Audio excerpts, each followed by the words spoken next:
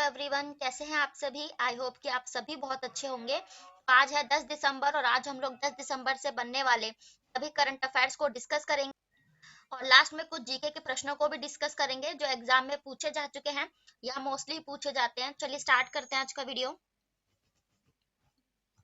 आज का first question है, इस बैंक ने हाल ही में bankers of the bankers the year 2022 का पुरस्कार जीता है, यानी कि बैंकर ऑफ द ईयर 2022 का पुरस्कार ये कैनरा बैंक ने जीता है। और यानी कि सर्वश्रेष्ठ बैंक का जो अवार्ड है बैंक ऑफ द ईयर, ये विनर बन गया है कैनरा बैंक। कैनरा बैंक ने शुक्रवार को घोषणा की कि इसे ग्लोबल बैंकिंग समिट में भारत खंड के लिए bankers bank of the year award 2022 मिला, जो 29 नवंबर 2022 से 1 दिसंबर 2022 तक लंदन यूके में हुआ। आपको जानते हैं आप लोग, यूनाइटेड किंगडम यानी कि यूके की राजधानी लंदन है, तो वहीं पर ये जो आयोजन था ग्लोबल बैंकिंग समिट, वो समिट आयोजित हुआ था। और बात कर लेते हैं कैनरा बैंक की, तो कैनरा बैंक की स्थापना ये हुई थी 2006 में, ठीक है। और कैनरा बैंक जो एमडी सीईओ है इस समय, उन्होंने जो है ना ये अवार्ड लिया है, ठीक है, कैनरा बैंक। तो कैनरा बैंक का जो हेडक्वार्टर है ये हो जाएगा बैंगलोर कर्नाटका में, ठीक है। तो इसको मिल गया है अवार्ड। और माफ कीजिएगा, कर्नाटक बैंक की स्थापना 2006 में नहीं, ये 1906 में हुई थी, ठीक है। 1906 में कैनरा बैंक सब थोड़ा पुराना बैंक है ये कैनरा बैंक, ठीक है। तो बैंगलोर में इसका हेडक्वार्टर हो जाएगा। अदर ऑप्शंस अगर बैंकों से रिलेट करके ही पढ़ेंगे, एसबीआई यानी कि state bank of India, state bank of India की स्थापना कब हुई थी, तो 1955 में हुई थी। और स्टेट बैंक ऑफ इंडिया को शुरुआत में इंपीरियल बैंक के नाम से जाना जाता था, फिर इसको मर्ज करके एसबीआई बैंक जो है बना दिया गया था। एसबीआई बैंक ने अभी हाल ही में इसलिए चर्चे में था कि जो जम्मू कश्मीर की डल लेक है, वहां पर इसने अपना जो है ना पहला फ्लोटिंग एटीएम स्टार्ट किया है, ये डल झील पे ही स्टार्ट किया है। और अभी एक जमा उत्सव मनाया था जब हमने आजादी का अमृत महोत्सव बनाया ना, उसी के उपलक्ष्य में हमारे जो आजादी के 75 साल के उपलक्ष्य में एसबीआई बैंक ने जमा उत्सव ये मनाया था। एचडीएफसी की बात करें तो एचडीएफसी की स्थापना कब हुई, तो ये 1994 में हुई थी। और एचडीएफसी की जो एमडी और सीईओ है ये है शशिधर जगदीशन। एसबीआई के कौन है अभी वर्तमान में अध्यक्ष, तो ये दिनेश कुमार खारा है, ठीक है। एचडीएफसी बैंक का हेडक्वार्टर कहाँ है, ये मुंबई में हो जाएगा। और स्टेट बैंक ऑफ इंडिया का हेडक्वार्टर भी मुंबई में है। ज्यादातर बैंक्स का जो हेडक्वार्टर है मुंबई में है, और कुछ एक बैंक्स होते हैं जिनका अदर जगह पे है, वरना सबका हेडक्वार्टर मुंबई में है। एचडीएफसी अभी क्यों चर्चा में था, तो इसने ना एक स्टिकर बेस्ड जो क्रेडिट कार्ड लॉन्च किया, ये नहीं, स्टिकर बेस्ड तो आईडीएफसी ने लॉन्च किया था। एचडीएफसी ने अपना जो पहला स्टार्टअप लगाया ये केरल के कोझिकोड में लगाया था, केरला के कोझिकोड में इसने अपना पहला जो है बिजनेस स्टार्टअप लगाया, इसीलिए ये फेमस था। और अभी आईडीएफसी बैंक की बात करें तो आईडीएफसी बैंक का भी जो हेडक्वार्टर है मुंबई में है। और ये अभी इसलिए चर्चे में था, शायद एक दो हफ्ते पहले की न्यूज है कि स्टिकर बेस्ड जो क्रेडिट कार्ड बनाया पहला लॉन्च किया, ये स्टिकर बेस्ड क्रेडिट कार्ड ये आईडीएफसी फर्स्ट बैंक ने ही लॉन्च किया था, ठीक है। तो ये हो गया बैंक से रिलेटेड। अब हम देख लेते हैं नेक्स्ट क्वेश्चन। नेक्स्ट क्वेश्चन है, स्मार्ट वॉच कंपनी नाइस द्वारा हाल ही में इसे जो है ना इसका ब्रांड एम्बेसडर नियुक्त किया गया है।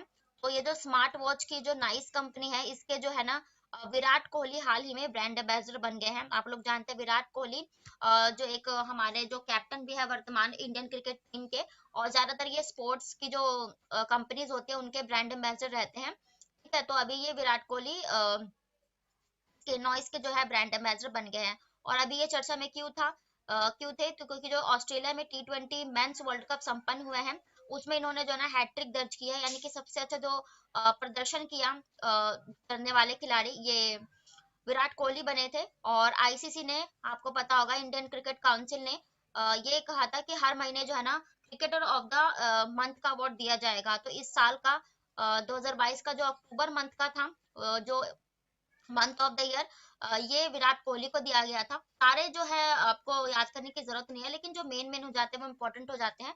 जैसे विराट कोहली इम्पोर्टेंट है, तो इसके लिए जो अक्टूबर का मंथ ऑफ द ईयर खिलाड़ी का अवार्ड जो मिला क्रिकेटर, वो विराट कोहली को ही मिला था। और विराट कोहली ना एक प्यूमा ब्रांड है, ठीक है, प्यूमा के जो ब्रांड एम्बेसडर वो भी विराट कोहली हो जाएंगे। और पूरे एशिया में यानी कि एशिया में जो सबसे ज्यादा इंस्टाग्राम पर फॉलोइंग है 500 मिलियन फॉलोअर्स, ये सबसे ज्यादा फॉलोइंग इंस्टाग्राम पर भी और ट्विटर पर भी सबसे ज्यादा एशिया में ये विराट कोहली की है, ठीक है। और ब्रांड एम्बेसडर से रिलेट करके पढ़ेंगे अदर ऑप्शंस भी, तो लियोनल मैसी ये एक फुटबॉल प्लेयर है ना।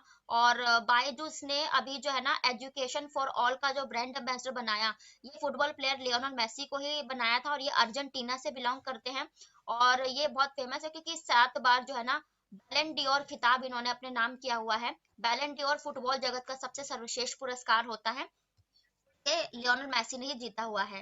नीरज चोपड़ा की बात करें, गोल्डन बॉय जिन्हें हम कहते हैं, और क्योंकि उन्होंने टोक्यो टोक्यो ओलंपिक्स में पहली बार जो है भारत को गोल्ड मेडल दिलाया था भाला फेंक से, और हरियाणा से ये बिलोंग करते हैं नीरज चोपड़ा। इनको जो है ना अभी स्विट्जरलैंड ने अपने पर्यटन का जो ब्रांड एम्बेसडर बनाया, स्विट्जरलैंड ने ये नीरज चोपड़ा को बनाया। ए आर रहमान की बात करें तो ए आर रहमान मशहूर सिंगर है, आप लोग जानते हैं। अभी हाल ही में जो सिक्किम राज्य है, उत्तर पूर्वी सिक्किम राज्य है, इसके brand ambassador A R Rahman बने थे। तो ये भी क्रिकेटर और कुछ ब्रांड एम्बेसडर से रिलेट हो गया। अब देख लेंगे हम नेक्स्ट क्वेश्चन। नेक्स्ट क्वेश्चन है, हाल ही में राष्ट्रीय सांख्यिकी आयोग के अध्यक्ष कौन बने हैं? आप लोग जानते हैं हमारा जो है एक नेशनल स्टैटिस्टिक्स कमीशन है, ठीक है, तो इसके बन गए हैं राजीव लक्ष्मण करंदेर।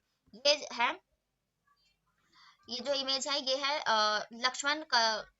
राजीव लक्ष्मण करंदीर। यही हाल ही में जो है ना हमारा जो स्टैटिस्टिक्स जो आयोग है उसके सांख्यिकी आयोग के अध्यक्ष बन गए हैं। सांख्यिकी आयोग के बारे में डिस्कस कर ले तो हम जो है राष्ट्रीय तौर पर जो सांख्यिकी दिवस मनाते हैं यानी कि भारत में, तो वो 29 जून को मनाया जाता है। अगर वर्ल्ड स्टैटिस डे की बात की जाए यानी कि जो है विश्व स्तर पर कब मनाया जाता है, तो ये अक्टूबर में मनाया जाता है। 29 जून को भारत में स्टैटिक्स डे मनाया जाता है, 20 अक्टूबर को पूरे वर्ल्ड में। और हमारा जो ये सांख्यिकी आयोग है, इसकी स्थापना हुई थी 2006 में, ठीक है। अभी इनके अध्यक्ष ये बन गए हैं।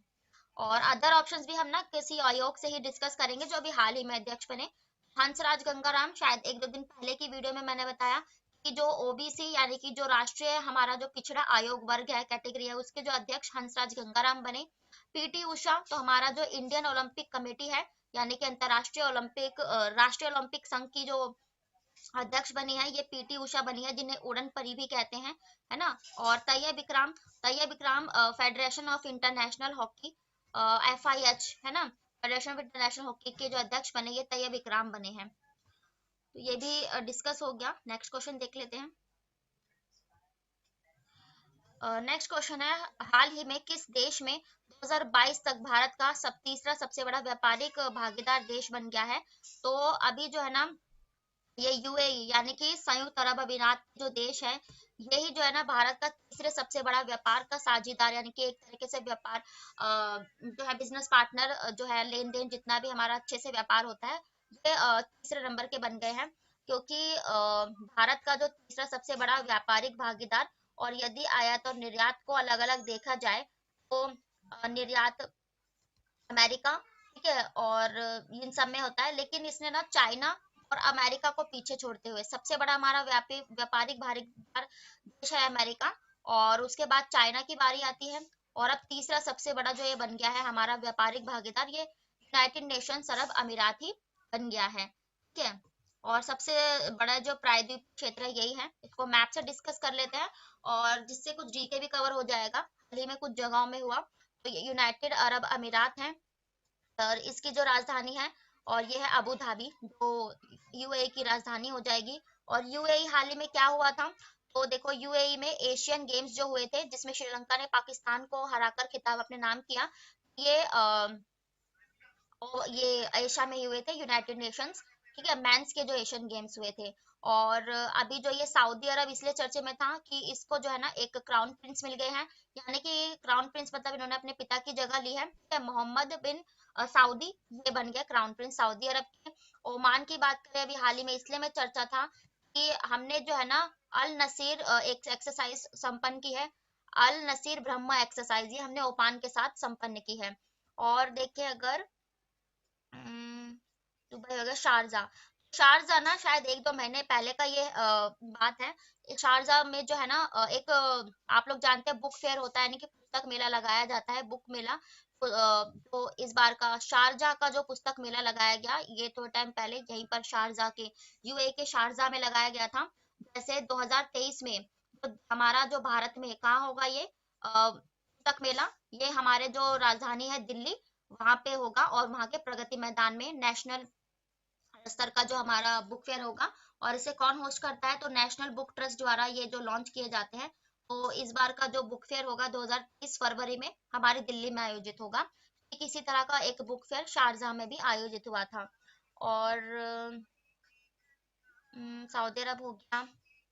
कतर। ये जो कतर अभी हाल ही में क्यों चर्चा में है, क्योंकि इस बार के जो फीफा 2022 हो रहे हैं मेंस वाले, आप लोगों को पता है ये कतर ही होस्ट कर रहा है ना। तो इसके लिए, और जो एक लोइब लोएब या लोएब जो शुभंकर है, वो इस साल का 2022 का फीफा कतर का शुभंकर है। तो ये भी डिस्कस हो गया। और अब अदर ऑप्शंस अगर देखें, तो ऑस्ट्रेलिया के साथ हाल ही में भारत ने जो है ना फ्री ट्रेड एग्रीमेंट, ये ऑस्ट्रेलिया के साथ किया है। ठीक है। ऑस्ट्रेलिया की ये जो राजधानी है कैनबरा, करेंसी है इसकी डॉलर, और प्रधानमंत्री है एंथनी अल्बनीज, ऑस्ट्रेलिया के साथ क्या है। और उससे पहले जो हमारा फ्री ट्रेड एग्रीमेंट था, ये ब्रिटेन के साथ था। अब दो देशों के साथ हो गया, ब्रिटेन और ऑस्ट्रेलिया। नीदरलैंड हाल ही में चर्चा में क्यों थे, क्योंकि नीदरलैंड इसकी एम्स्टर्डम राजधानी है। और ये जो ना है भारत का तीसरा नहीं, सॉरी, सबसे बड़ा ही नियोक्ता देश बन गया है, यानी कि सबसे ज्यादा जो हमें निर्यात करता है ना नियोक्ता देश, ये नीदरलैंड है। जर्मनी के साथ अभी हाल ही में भारत ने जो है ना हाइड्रोजन टास्क फोर्स का गठन किया, यानी कि जर्मनी ने भी हाल ही में एक हाइड्रोजन से चलने वाली सबसे बड़ी रेलगाड़ी का जो है उद्घाटन किया था। इसलिए हाइड्रोजन टास्क फोर्स का गठन भारत ने जर्मनी के साथ किया है। ठीक है, जर्मनी की राजधानी है बर्लिन, है ना। और ये भी डिस्कस हो गया। आप देख लेते हैं नेक्स्ट क्वेश्चन। नेक्स्ट क्वेश्चन है, हाल ही में भारत और किस देश के बीच मैत्री दिवस का आयोजन किया गया। तो आप लोग जानते हैं मैत्री जो दिवस है एक एक्सरसाइज भी है। तो ये हम बांग्लादेश के साथ करते हैं मित्र दिवस। और 6 दिसंबर को मनाया गया है भारत और बांग्लादेश के बीच में, 6 दिसंबर को ये दिवस मनाया जाता है। ठीक है, भारत द्वारा बांग्लादेश को मान्यता देने वाला 51वां मैत्री दिवस ढाका में मनाया गया, क्योंकि बांग्लादेश की राजधानी क्या है, और ये ढाका है। और बांग्लादेश की प्रधानमंत्री ये शेख हसीना जी हैं। और जब 1971 में जो है हमारा युद्ध हुआ था पाकिस्तान के साथ, उसके फलस्वरूप बांग्लादेश का जो है निर्माण हुआ था, यानी कि बांग्लादेश बना था। और अभी हाल ही में यही शेख हसीना जी भारत भी तो आई थी, और ये 4 दिवसीय यात्रा पर आई थी भारत की। और कई सारे फिर उन्होंने समझौते किए। हमारी गंगा नदी बांग्लादेश में रहती है ना, तो जो जल समझौते हुए वो भी हुए। जैसे 1996 से जो मुद्दा चला आ रहा था, 90 कुशियारी जल समझौता, कुशियारा जल समझौता भी कर दिया, यानी कि अपने यहाँ का जो पानी यूज करने के लिए हमें इन्होंने जो है ना प्रोवाइड कर दिया है बांग्लादेश ने। और बांग्लादेश में एक पद्मा पुल था, अभी थोड़े टाइम पहले इसी साल में किया गया है। पद्मा पुल सबसे बड़ा पुल बनाया गया है, बांग्लादेश के यहाँ पर बनाया गया था। शेख हसीना जी यहाँ की प्रधानमंत्री हैं। और अब जो हम बांग्लादेश को ना मैप से डिस्कस कर लेते हैं, और जिससे कुछ हम इसके इफेक्ट भी कर सकते हैं। तो इंडिया के मैप पर ये यहाँ पर ये है बांग्लादेश की लोकेशन। और एग्जाम में पूछा था बांग्लादेश की सीमा से कौन कौन से राज्य लगते हैं भारत के। तो ये देखो, ये पश्चिम बंगाल एक, और यहाँ पे ये सिक्किम दो, फिर असम तीन, और उसके बाद मणिपुर तो नहीं, ये असम हो गया, और फिर ये चौथा मेघालय, और पांचवा ये त्रिपुरा। तो और नीचे इधर ना म्यांमार भी इसकी सीमा साझा करता है, बट वो तो पड़ोसी देश हो गया। लेकिन अगर पूछा जाए तो भारत का वेस्ट बंगाल, सिक्किम, असम, मेघालय और त्रिपुरा, टोटल जो है ना एक, दो, और एक हो गया, एक, दो, तीन, चार, पांच, टोटल 5 राज्य जो है बांग्लादेश से सीमा साझा करते हैं। हाँ, ठीक है। और बांग्लादेश से बस यही है। और बांग्लादेश में हमारी जो गंगा नदी जब जाती है, आप लोगों को पता है गंगा नदी यहाँ गंगोत्री से निकलती है, जब बंगाल की खाड़ी में जाकर गिरती है, तो वहां पर इसे ना पद्मा के नाम से जाना जाता है। ठीक उसी तरह जो भारत की जो ब्रह्मपुत्र नदी है, जो सबसे चौड़ी नदी है भारत की, उसे यहाँ पर जमुना के नाम से जाना जाता है। और जब ये संयुक्त रूप से मिल जाती है ना नदियां बंगाल की खाड़ी में, जब संयुक्त रूप से मिलती हैं, तब इन्हें वहां पर किस नाम से जाना जाता है, तो तब वहां इन्हें मेघना के नाम से जाना जाता है। ठीक है, तो इससे कुछ जीके भी डिस्कस हो गया। और अदर ऑप्शंस देखेंगे जो हमारे कुछ देशों के साथ संबंधों से ही रिलेटेड होंगे। और आप बांग्लादेश से ये भी याद रखना, हाल ही में कि जो बांग्लादेश के साथ हमारे संबंध अच्छे करने के लिए ना असम में क्या तो महोत्सव मनाया गया था, एक सिलहर और सिलचट। अभी शायद 2 दिन पहले ही मनाया गया है सिलहर और सिलचट उत्सव असम में मनाया गया। ये भी भारत और बांग्लादेश के जो संबंधन को अच्छे बेहतर करने के लिए। और हमारे ना 3 पैसेंजर ट्रेन चलती है बांग्लादेश में, ये कौन कौन सी है? तो एक है बंधु, ठीक है, और एक है मैत्री, है ना, बंधु मैत्री, ये सब जो है ना पैसेंजर ट्रेन है जो चलती है। और एक एक्सरसाइज है इसमें संप्रति, ये भी हमारी पैसेंजर ट्रेन भी है और एक्सरसाइज भी है। संप्रति एक्सरसाइज हम बांग्लादेश के साथ हमारी संपन्न होती है, ठीक है। बंधु और मैत्री ये पैसेंजर ट्रेनें भी चलती है हमारी बांग्लादेश में। और अदर ऑप्शंस देख लेते हैं। इजराइल, इजराइल की राजधानी है यरूशलेम, ठीक है। और इजराइल के अभी जो हाल ही में प्रधानमंत्री ये बेंजामिन नेतन्याहू बन गए हैं, तो दोबारा चुनाव हुआ, ठीक है। इजराइल के साथ हमारे भारत के राजनीतिक संबंध को जो है ना 30 साल पूरे हो गए हैं, ठीक है। अभी हाल ही में ये भी क्वेश्चन मैंने कराया था, ठीक है। और नेपाल, तो नेपाल के साथ भी हमारे अच्छे ही संबंध है। नेपाल में भी अभी जो है चुनाव हुए हैं, जिसके चलते हमारे जो सेना अध्यक्ष थे मनोज पांडे यहाँ गए थे। और इसी के चलते संबंध अच्छे और बनाने के लिए हमने 200 जो वाहन है, 200 जो किसी भी तरह के वाहन हमने नेपाल को भी गिफ्ट किए हैं। मालदीव, तो मालदीव को भी अभी इसलिए में चर्चा था, मालदीव की राजधानी है माले। ये जो है ना फाइनेंशियल क्राइसिस से गुजर रहा है ये मालदीव। इसी के चलते जो भारत ने ना मालदीव को 100 मिलियन डॉलर की जो है ना सहायता प्राप्त करी है, डॉलर में 100 मिलियन डॉलर ये मालदीव को सहायता प्रोवाइड करी है, ठीक है। नेक्स्ट क्वेश्चन है, हाल ही में 65वां राष्ट्रीय शूटिंग चैंपियनशिप 2022 में दोहरा स्वर्ण पदक यानी कि डबल गोल्ड मेडल जिसे आप कहते हो, ये जीता है। और इम्पोर्टेंट क्वेश्चन है, तो ये सरबजोत सिंह ने जीत लिया है। सरबजोत सिंह जो एक हरियाणा के प्लेयर है, ठीक है, हरियाणा से ये बिलोंग करते हैं। नई दिल्ली 2 दिसंबर, हरियाणा के सरबजोत सिंह ने 65वीं राष्ट्रीय निशानेबाजी चैंपियनशिप यानी कि शूटिंग में जो है ना अपने टीम को जो है ना गोल्ड मेडल इन्होंने दिलवाया था। और ये आयोजित कहाँ हुई थी? ये मध्य प्रदेश के भोपाल में आयोजित हुई है। और इसी में जो है ना इन्होंने ये खिताब अपने नाम किया है। अदर ऑप्शंस अगर खिलाड़ियों से रिलेट करके पढ़ेंगे, हाल ही में कुछ चर्चा में थे, तो अवनी लेखरा, आप लोगों को पता है para Olympic person of the year का अवार्ड अभी हाल ही में अवनी लेखरा को दिया गया। ये भी शूटिंग से रिलेट करती हैं, शूटिंग की ये जो है प्लेयर है। और इनको क्यों दिया गया पैरा ओलंपिक्स, क्योंकि आप लोग जानते हैं पैरा ओलंपिक्स में जो है ना शूटिंग में इन्होंने हमें जो है ना गोल्ड मेडल दिलाया था। और पैरा ओलंपिक्स में भारत जो है ना 19 मेडल जीतकर 28वें स्थान पर था, ठीक है।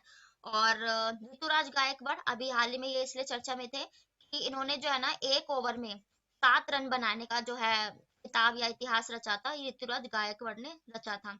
मेघना अहलावत, शायद मैंने कल की ही वीडियो में कराया कि जो हमारा इंडियन टेबल टेनिस का जो फेडरेशन है, भारतीय टेबल टेनिस की जो संघ की अध्यक्ष बन गई है, ये मेघना अहलावत बन गई है। टेनी टेबल्स एक बहुत प्रसिद्ध प्लेयर है ये मेघना अहलावत, ठीक है। तो ये भी कुछ खिलाड़ियों से डिस्कस हो गया। अब देख लेते हैं नेक्स्ट क्वेश्चन। नेक्स्ट क्वेश्चन है, अंतरराष्ट्रीय विमानन दिवस कब मनाया जाता है? यानी कि जो इंटरनेशनल एविएशन डे होता है ना, यानी कि अभी हाल ही में आप लोगों को पता है एविएशन ने हमारी रैंकिंग भी जारी की है, जिसमें जो है वर्ल्ड एविएशन में भारत की 48 रैंकिंग है। तो मैंने बताया था ये क्या होता है कि जो हमारी जो एयरपोर्ट वगैरह पे और जो हवाई सीमाएं होती है उन पे जो कितनी अच्छी हमारी सुरक्षा है, ठीक है, विमान को लेकर, हवाई जहाजों को लेकर, तो उन सबको ध्यान में रखकर ये रैंकिंग जारी होती है। तो ये मनाया हमने 7 दिसंबर को एविएशन डे, ठीक है, इंटरनेशनल एविएशन डे है, 7 दिसंबर को सेलिब्रेट किया है। और अभी ग्लोबल एविएशन में भारत की रैंकिंग 48 थी, ठीक है, तो ये मनाया जाता है। अदर ऑप्शंस भी डे से रिलेट करके पढ़ेंगे। तो 1 दिसंबर को क्या मनाया, बहुत सारे डेज मने, देखो बीएसएफ ने अपना स्थापना दिवस मनाया था, ठीक है। उसके बाद जो है ना वर्ल्ड एड्स डे जो मनाया जाता है, ये भी 1 दिसंबर को मनाया गया, ठीक है। और 5 दिसंबर को हमने वर्ल्ड सोइल डे यानी कि मृदा दिवस मनाया है, मिट्टी को जो है जागरूक करने के लिए। और 6 दिसंबर को अभी हाल ही में हमने अभी किस जो है भारत बांग्लादेश ने मैत्री दिवस।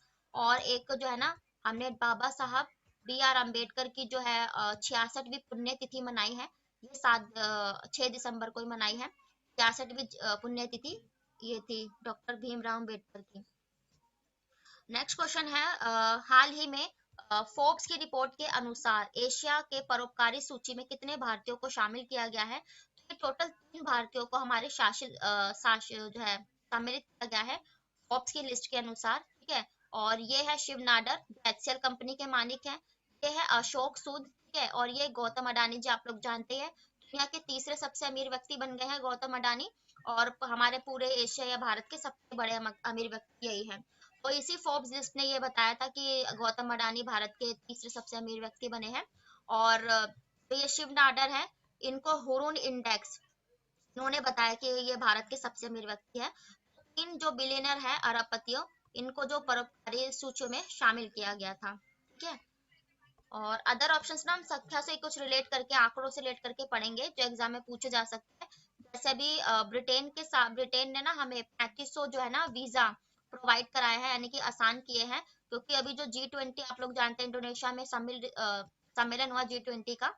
तो इसमें जो है प्रधानमंत्री जब ब्रिटेन के प्रधानमंत्री जो ऋषि सुनक है उनसे मिले इन्होंने ये समझौता किया। ये 4 करोड़ आप लोग जानते हैं यूनाइटेड नेशन सिक्योरिटी काउंसिल की बैठक न्यू दिल्ली में जब हुई थी तो रक्षा के क्षेत्र में भारत ने ऐलान किया है वो 4 करोड़ रुपए रक्षा के क्षेत्र में लगाएगा। और इसी यूएनएससी की जो बैठक है इसमें आतंकवाद के विरुद्ध जो है ना भारत ने अपनी अध्यक्षता की थी। और जिसके चलते आतंकवादियों के विरुद्ध जो है ना एक तरीके से डोनेशन कह सकते हैं 5 लाख रुपए की धनराशि यूएनएससी को प्रोवाइड कराई थी भारत ने।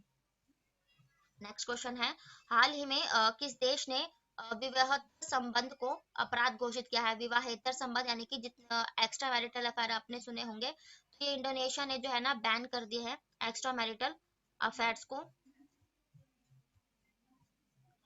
इंडोनेशिया ने जितने भी आप जो एक्स्ट्रा मैरिटल अफेयर्स करते हैं इससे जो है ना कई आत्महत्या सुसाइड के मामले जो सामने आते हैं और इसी के चलते कुछ राजनीतिक गतिविरोध के चलते इंडोनेशिया ने ये बैन कर दिया है। और इंडोनेशिया की बात आई है तो इंडोनेशिया की राजधानी क्या है? ये है जकार्ता और जोको विडोडो यहाँ के प्रधानमंत्री हो जाएंगे। इंडोनेशिया में भी हाल ही में क्यों चर्चे में थी? क्योंकि जो G20 की जो सम्मेलन हुआ 2022 का ये इंडोनेशिया में ही हुआ था, ठीक है। तो हम इंडोनेशिया को मैप से भी डिस्कस कर लेते हैं ताकि कुछ अगर जीके है वो भी कवर हो जाएगा। तो ये है इंडोनेशिया की लोकेशन वर्ल्ड मैप पे। और इंडोनेशिया की ये राजधानी है जकार्ता। इंडोनेशिया में भी हाल ही में आप लोगों को पता हो कि ये जो इसका जावा द्वीप है ना इसी के यहाँ पर ये जो सेमारंग पर्वत पड़ता है यहाँ पर कौन सा भी ज्वालामुखी विस्फोट हुआ? तो ये सेमेरू नाम का ज्वालामुखी इंडोनेशिया में अभी शायद कल परसों की वीडियो में कराया था ये विस्फोट हुआ था, है ना। और पूर्वी ये जो ईस्ट तिमोर है ये जो है 11वां सदस्य बन गया है आसियान देशों का यानी कि south east Asian nation. Australia में इस बार के T20 वर्ल्ड कप संपन्न हुए हैं। पापुआ न्यू गिनी जहाँ पर 800 से अधिक भाषाएं जो है बोली जाती है। और फिलीपींस मनीला यहाँ पर जो है ना फिलीपींस मनीला में एशियन यानी कि जो एडीबी बैंक बनाया है आसियान सदस्यों ने उसका मुख्यालय यहीं पर है।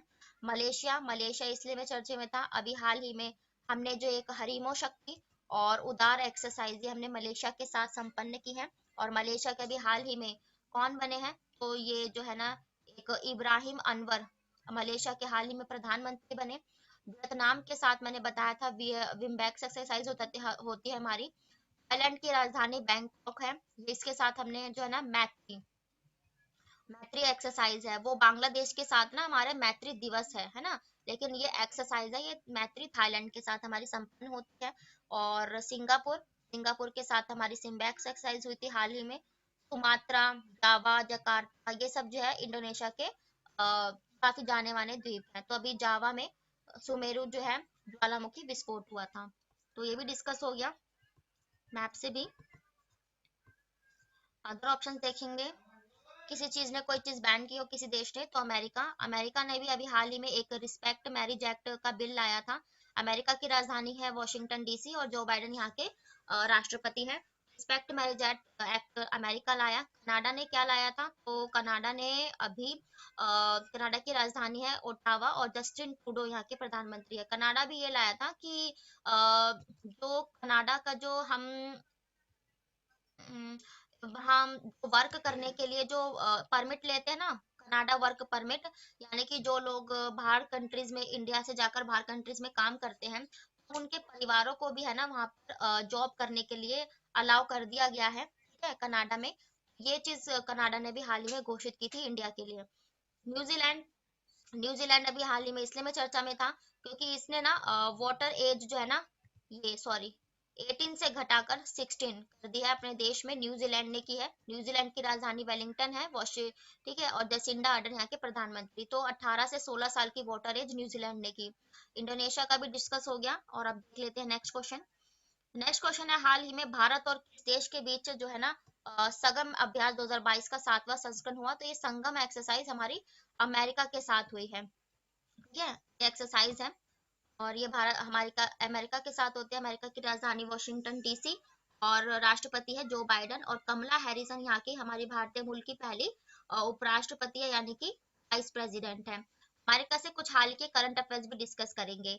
तो पहले तो मैं एक्सरसाइज बता देती हूँ, जैसे कि अमेरिका के साथ ना हमारी एक कोप इंडिया, ठीक है, फिर एक वज्र प्रहार, है ना, वज्र प्रहार हो गई, और कोप इंडिया, वज्र प्रहार, और एक मालाबार एक्सरसाइज। जो क्वाड देश है ना, अमेरिका, जापान, ऑस्ट्रेलिया और भारत, इनकी संयुक्त रूप से मालाबार एक्सरसाइज होती है। अमेरिका भी शामिल है इसमें। तो ये सब अजय वॉरियर कॉप इंडिया, और एक युद्ध अभ्यास नाम का ही एक युद्ध अभ्यास है, ये भी अमेरिका के साथ होता है। तो रिस्पेक्ट मैरिज एक्ट अभी यही लाया था।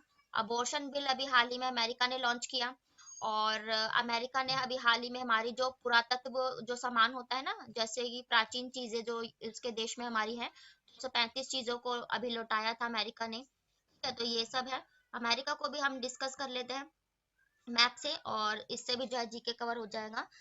जैसे कि ये कनाडा, मैं आपको बताती हूँ कनाडा और यूनाइटेड नेशंस की ये जो सीमा है, यहाँ पर आपको दिख रहा है ग्रेट लेक। तो ये जो क्षेत्र है ना, 5 ग्रेट लेक एग्जाम में पूछा जाता है, ये कनाडा और अमेरिका की सीमा पर स्थित है। और मैंने आपको ट्रिक बताई हुई है, शियोम, है ना, सुपीरियर झील, यानी कि ताजे पानी की सबसे अच्छी झील है।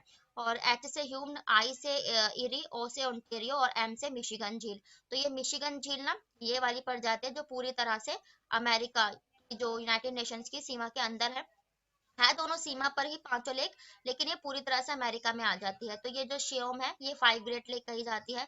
कनाडा जो है ये प्लांट बेस्ड वैक्सीन बनाने वाला अभी हाल ही में देश बना था। मैक्सिको पहला लैटिन अमेरिकी देश है, ठीक है। और यहाँ पे पनामा की लोकेशन आ जाती है, एग्जाम में पूछा जाता है कि ये जो पनामा है, ये पतली झील द्वारा दक्षिण और अमेरिका को दक्षिण अमेरिका और उत्तरी अमेरिका को कौन सा देश जोड़ता है, तो ये पनामा मध्य अमेरिका में स्थित है। और पनामा में अभी हाल ही में क्या हुआ था, तो ये कॉप 19 का सम्मेलन, यानी कि वन्य जीव अभ्यारण्य वाला सम्मेलन जो हुआ था, पनामा में हुआ। और सबसे ज्यादा तेल के भंडार पूछे जाते हैं एग्जाम में, तो ये साउथ अमेरिका का देश है ना, वेनेजुएला, वहां पर है, ठीक है। और क्यूबा यहाँ पर एक द्वीप देश पड़ जाता है। फिर ये जो हडसन की खाड़ी है, हडसन की नदी के किनारे यहीं कहीं न्यूयॉर्क पड़ जाता है, ठीक है। और अलास्का, अलास्का पहले जो है ना रशिया के क्षेत्र में था, ये आप देख रहे हो ना, रशिया एशिया। तो अब जो है ना अमेरिका ने इसे अपने अंडर में कर लिया है, पहले एशिया का पार्ट था, ठीक है। और कुछ डिस्कस करें तो जो कैरिबियन क्षेत्र आप लोग जानते हैं ना, मैंने आपको कई बार बताया, जो कैरिबिया क्षेत्र पड़ता है, सागर पड़ता है, यहीं पर कैरिबियन क्षेत्र है। यहाँ पर से ये जो लेब्राडोर सी है ना, लेब्राडोर सागर, यहाँ से जलधारा आती है, और एक नीचे से आती है गल्फ स्ट्रीम, ये गर्म जलधारा है, और लेब्राडोर ठंडी। तो ये दोनों जो जब यहाँ पर इस कैरिबियाई सी सागर में आकर मिलते हैं, कैरिबियाई क्षेत्र में जहाँ ये दोनों मिलते हैं, वो मत्स्य उत्पादन यानी कि फिश उत्पादन के लिए ये सबसे अच्छा जो जगह ये पूरे वर्ल्ड में यही मानी जाती है। तो ये भी अमेरिका से डिस्कस हो गया। और अब अदर ऑप्शंस देखेंगे, एक्सरसाइज से रिलेट करके ही पढ़ेंगे, जो हमारी किसी देशों के साथ होती है। मलेशिया, तो मलेशिया की राजधानी है कुआलालंपुर, ठीक है। मलेशिया के जो अभी हाल ही में अनवर इब्राहिम प्रधानमंत्री बने हैं। हिरोशिमा एक्सरसाइज और एक उदार एक्सरसाइज हमने मलेशिया के साथ होती है। नेपाल के साथ हमारी एक सूर्य किरण एक्सरसाइज होती है, नेपाल की राजधानी काठमांडू, है ना। तो और सिंगापुर के साथ भी हमारी 2 चरणों में एक्सरसाइज हुई, ये सिम्बेक्स एक्सरसाइज हुई, है ना। तो ये सिंगापुर के साथ हुई थी। हाँ, ये थे आज के आपके डेली के करंट अफेयर्स। और अब हम डिस्कस कर लेंगे 10 इंपॉर्टेंट के जीके क्वेश्चंस को फटाफट से। और ये भी और कम्पिटेटिव एग्जाम्स के लिए हैं, जितने भी आप वनडे एग्जाम देते हो, SSC, railway, banking, NTPC, NDA, UPSC, UPSC नहीं sorry, UP SSC, UP triple SC, उन सभी के लिए इम्पोर्टेंट है। तो हमारा फर्स्ट क्वेश्चन है, इलायची पहाड़ियाँ या फिर कह सकते हैं कार्डेमम हिल्स, है ना, ये कहाँ पर स्थित है? तो ये केरल और तमिलनाडु इन दोनों ही राज्यों की सीमा के बीच स्थित है। कि आप कैसे याद करोगे, देखो कार्डेमम में का है तो ये केरला है ना, और डी है, और तमिलनाडु में भी डी आता है, तो कार्डेमम है ना, केरल और तमिलनाडु। जो लोग मेरी पहले की वीडियोस देखते हैं उनको पता होगा कि मैं जो है ना ऐसी ट्रिक्स शेयर कर देती हूँ जिससे इजीली जो है ना रिलेट करके हमें याद रखने में आसानी होती है। तो ये यहाँ पर है, ठीक है। नेक्स्ट क्वेश्चन देखते हैं। उत्तर प्रदेश में पंचायती राज संस्थाओं में महिलाओं के लिए आरक्षित सीटों की संख्या क्या है? पंचायती राज यानी कि जो गांव में व्यवस्था होती है ना, तो उसमें अगर आपको एग्जाम में मिले 1.3% ये भी सही है, और अगर आपको मिले 33%, इसीलिए मैंने ये दोनों ऑप्शन में रखे, यानी कि एक तिहाई या फिर 33% जो संस्थाने सीट जो होती है वो महिलाओं के लिए रिजर्व होती है पंचायती क्षेत्रों में। नेक्स्ट क्वेश्चन है, दक्षिण दक्षिण भारत की सबसे ऊंची चोटी कौन सी है? तो ये है अनामुडी। आप लोग जानते हैं अनामुडी जो है ये दक्षिण भारत की भी सबसे ऊंची चोटी है और पश्चिमी घाट की भी सबसे ऊंची चोटी है। और भारत की लोकेशन में तो ये वाला होता है ना, ईस्ट पार्ट होता है पूर्वी, इसे पूर्वी घाट, और इधर वाले को पश्चिमी घाट कहते हैं। और ये अनामुडी की पहाड़ियां है कहाँ? आप लोग जानते हैं पश्चिम में, यहाँ पर केरल राज्य पड़ता है, यहीं पर अनामुडी की पहाड़ियां हैं। और इसीलिए दक्षिण भारत की सबसे ऊंची चोटी, या फिर कहें कि ये पश्चिमी घाट की सबसे ऊंची चोटी, तो ये अनामुडी की पहाड़ियां होती हैं, ठीक है। और एक और क्वेश्चन एग्जाम में पूछा जाता है कि ये जो पश्चिमी घाट यहाँ से आती हैं और पूर्वी घाट, ये जब पॉइंट यहाँ पर आके मिलते हैं, इस क्षेत्र को क्या कहते हैं, कौन सी पहाड़ियां है यहाँ पर? तो यहाँ पर नीलगिरी की पहाड़ियां पड़ जाती है। यहाँ पर पश्चिमी घाट आकर मिलेगा और पूर्वी घाट आकर मिलेगा, तो यहाँ पर ही नीलगिरी की पहाड़ियां स्थित हैं। गुरु शिखर आप लोग जानते हैं, ये जो अलवर की पहाड़ियां है राजस्थान में, तो उसकी सबसे ऊंची चोटी गुरु शिखर है। कंचनजंगा, कंचनजंगा पूरे वर्ल्ड का तीसरा सबसे ऊंचा पर्वत है, और ये ना भारत में हिमालय की सबसे ऊंची चोटी पूछी जाती है, ये कंचनजंगा ही है। नेक्स्ट क्वेश्चन है, हिमालय करेवा लैंड फॉर्म किस भाग पर पाया जाता है? यानी कि एक भूमि है ये करेवा, और एक घास का सा कुछ क्षेत्र होता है, तो ये करेवा नाम से कश्मीरी हिमालय में प्रसिद्ध है। कश्मीर का जो हिमालय पड़ता है ना, सॉरी। और काराकोरम रेंज, आप लोग पता है काराकोरम रेंज जो होती है ये ट्रांस हिमालय क्षेत्र यानी कि हिमालय से पार की है, और इसी काराकोरम रेंज में भारत की सबसे ऊंची चोटी पूछी जाए तो वो K2 गॉडविन ऑस्टिन 2 ये यहीं पर है। शिवालिक हिमालय, ये जो हिमालय का सबसे नीचे का पार्ट पड़ता है ना, सिक्किम का, उत्तराखंड का, इसी को शिवालिक हिल्स कहते हैं। ट्रांस हिमालयन मैंने आपको बताया, जो हिमालय से जो पार का क्षेत्र पड़ जाता है ना, जैसे ये हिमालय है, ये जो पार का क्षेत्र यानी कि नेपाल का जो हिस्सा पड़ जाता है ना, माउंट एवरेस्ट, ये ट्रांस हिमालयन वो क्षेत्र कह देते हैं। नेक्स्ट क्वेश्चन है, संविधान के किस अनुच्छेद में विभिन्न राज्यों से संबंधित विशिष्ट प्रावधानों का उल्लेख है? तो मतलब राज्यों के लिए विभिन्न जो है विशेष प्रावधान, ये आर्टिकल 371 में दिए गए हैं। विभिन्न राज्यों के लिए विशेष प्रावधान होते हैं।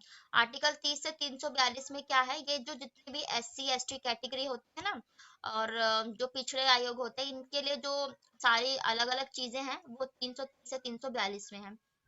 आर्टिकल 154(3), मैंने आपको बताया आर्टिकल 154 के तहत हमें ना FIR की सुविधा यानी कि फर्स्ट इंफॉर्मेशन रिपोर्ट इसी के तहत दर्ज की जाती है। तो इसके जो है तीसरे पार्ट में ये है बताया गया कि अगर कोई पुलिस अधिकारी FIR दर्ज करने से मना करता है, तो आप जो उनके हेड होते हैं ना, उनसे ऊपर जो होता है, उनको जो है ना आप इन रिटर्न यानी कि लिखित में भी जो है ना अपनी रिपोर्ट दे सकते हैं। आर्टिकल 161, तो हमारे जो ये लेफ्टिनेंट गवर्नर होते हैं ना यानी कि राज्यपाल, उनको जो है ना किसी भी सजा के क्षेत्र में क्षमा का जो शक्ति होती है अनुच्छेद 61 में वर्णित है, ठीक है। और नेक्स्ट क्वेश्चन है, कौन सा जो है ना गैर संवैधानिक निकाय है, यानी कि ऐसी कौन सी जो संस्था है जो संविधान में पेश नहीं है, मतलब कि इसमें जगह मतलब बताई नहीं गई? तो नीति आयोग। नीति आयोग की स्थापना आप लोग जानते हैं 1 जनवरी 2015 में की थी, तो इसलिए ये संविधान में इसका उल्लेख नहीं था, ये कानून द्वारा इसे मॉडिफाई किया गया, क्योंकि नीति आयोग को पहले किस नाम से जानते थे, तो ये योजना आयोग के नाम से जाना जाता था। और इसके जो हेड होते हैं वो प्रधानमंत्री होते हैं, अभी वर्तमान में नरेंद्र मोदी जी अध्यक्ष हैं इसके। चुनाव आयोग जानते ही हैं आप, और UPSC डिफेंस कमीशन, ये सब संविधान में वर्णित है। नेक्स्ट क्वेश्चन है, चुनाव आयुक्त को किसके द्वारा हटाया जा सकता है? तो मैंने आपको बताया है कि जो है ना चुनाव जो कमीशन होता है उसमें एक मुख्य चुनाव आयुक्त होता है और दो अन्य खाली चुनाव आयुक्त होते हैं। ठीक है, ये मुख्य चुनाव आयुक्त होता है। मुख्य चुनाव आयुक्त ना ये राष्ट्रपति द्वारा हटाए जाते हैं, ये जो चुनाव आयुक्त है इसकी सलाह पर। ये मुख्य चुनाव आयुक्त जब राष्ट्रपति को सलाह देगा तो जो ये चुनाव आयुक्त होंगे ना दो अन्य, उनको हटाया जाता है। और अभी हाल ही में हमारे जो ये मुख्य चुनाव आयुक्त थे, ये तो राजीव कुमार हैं, और एक पहले से चुनाव आयुक्त थे अनूप चंद्र थे, और अभी हाल ही में ये अरुण गोयल भी एक हमारे चुनाव आयुक्त बन गए हैं। ठीक है। और नेक्स्ट क्वेश्चन है, द्रोणाचार्य पुरस्कार किसे दिया जाता है? तो आप लोग जानते हैं जो ये गुरु द्रोण है, ये बेस्ट टीचर्स को, यानी कि जो भी अच्छे शिक्षक होते हैं उनको दिया जाता है ना, क्योंकि अर्जुन के थे ये गुरु थे द्रोणाचार्य। स्वतंत्र भारत के अंतिम गवर्नर जनरल कौन थे? स्वतंत्र भारत के अगर पूछा जाए तो स्वतंत्र भारत के पहले गवर्नर जनरल थे और अंतिम भी, वे लॉर्ड माउंटबेटन थे। ठीक है, लेकिन अगर पूछा जाए स्वतंत्र भारत के पहले भारतीय गवर्नर जनरल और अंतिम, तो ये राजगोपालाचारी थे, क्योंकि स्वतंत्र भारत के पहले भारतीय गवर्नर जनरल थे। ठीक है, लेकिन अगर सिर्फ भारत के पूछा जाए तो ये लॉर्ड माउंटबेटन थे। वॉरेन हेस्टिंग की बात करें तो वॉरेन हेस्टिंग ये जो है ना बंगाल के, यानी कि जो आप कह सकते हैं ब्रिटिश के, ना सिर्फ बंगाल के पूछा जाए तो गवर्नर जनरल ये थे Lord Warren Hastings. William Bentinck, तो ये जो लॉर्ड विलियम बेंटिंग, इन्होंने जो है ना भारत में सती प्रथा का अंत किया था राजा राम मनोहर राय के साथ मिलकर। और लॉर्ड विलियम बेंटिंग ना ये ब्रिटिश भारत के पहले गवर्नर जनरल थे, क्योंकि आप लोग जानते हैं पहले सिर्फ बंगाल तक अंग्रेज सीमित थे। ठीक है, उसके बाद इन्होंने अपना क्षेत्र बढ़ाया, तो फिर जब पूरे भारत में बना, फिर ब्रिटिश भारत के पहले गवर्नर ये विलियम बेंटिंग बन गए थे। नेक्स्ट क्वेश्चन है, मायोपिया के लिए कौन सा लेंस उपयोग किया जाता है?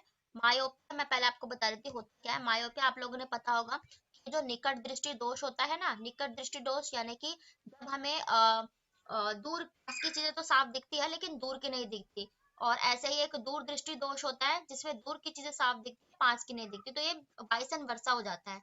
निकट दृष्टि दोष में ना हमें दूर की नहीं दिखती है, तो माइपिया ना निकट दृष्टि दोष को ही कहते हैं, जब हमें दूर की दृष्टि नहीं दिखती तो उसके लिए ना हम अवतल लेंस, ठीक है, यानी कि कॉनकेव लेंस का यूज किया जाता है। और अगर पूछे कि हाइपरोपिया, हाइपरोपिया क्या है, यानी कि दूर दृष्टि दोष, जब दूर की चीजें साफ दिखेंगी तो हम कॉन्वेक्स यानी कि उत्तल लेंस का यूज करेंगे, लेकिन मायोपिया में हम कॉनकेव का यूज करेंगे। ठीक है, तो ये थे आज के आपके डेली के करंट अफेयर्स और स्टैटिक जीके के प्रश्न, और आई होप मैं आपको हर क्वेश्चंस में से अच्छे से डिस्क्राइब कर पाई हूँ। वीडियो पसंद आए तो लाइक करें, चैनल को सब्सक्राइब करें ताकि नोटिफिकेशन आप तक पहुंच सके। थैंक यू वेरी मच, फिर मिलते हैं ऐसे ही नेक्स्ट वीडियो के साथ। बाय, राधे राधे।